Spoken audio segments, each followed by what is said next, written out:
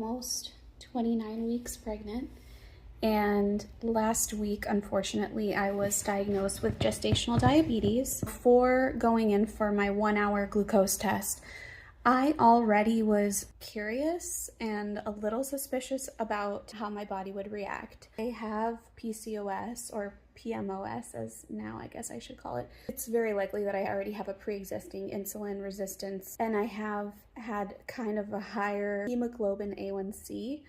Not pre-diabetic, but just higher for someone like myself. I really prioritize exercise. I get like between 7,000 and 10,000 steps every day, and I go to the gym, and I eat like 80 to 90% healthy, and lo and behold, I failed it. It was supposed to be under 140, and I had a 163. That's with drinking 50 grams of sugar. I have to drink it in 5 minutes. They brought me back in for the second test, which is a 3-hour diagnostic, and you drink 100 grams of sugar in 3 minutes time.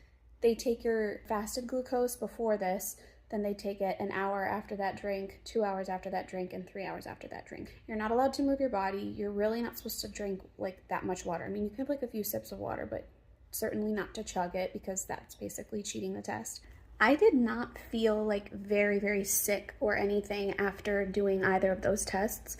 I also didn't feel amazing. Like, no one's gonna feel good after having that much sugar like that fast. But I didn't feel like I was gonna throw up or something, which is a very common reaction apparently.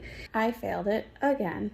So that automatically means that I have gestational diabetes. You hear the word diabetes, and for me personally, I was thinking of type 1 diabetes, type 2 diabetes. And while it is a case of insulin resistance, so that's why it's called gestational diabetes, there's one part of it that makes it so different from type 2 diabetes. It is essentially driven by the placenta. You can, and I have been for the past week, trying to modify my diet and make it lower carbs and, eliminate sugars.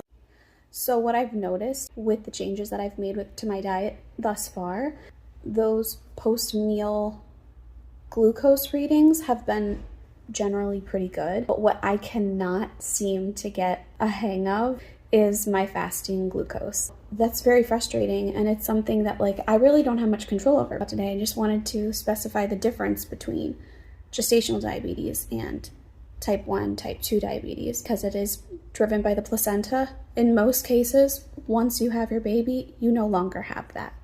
So that is one good thing about it.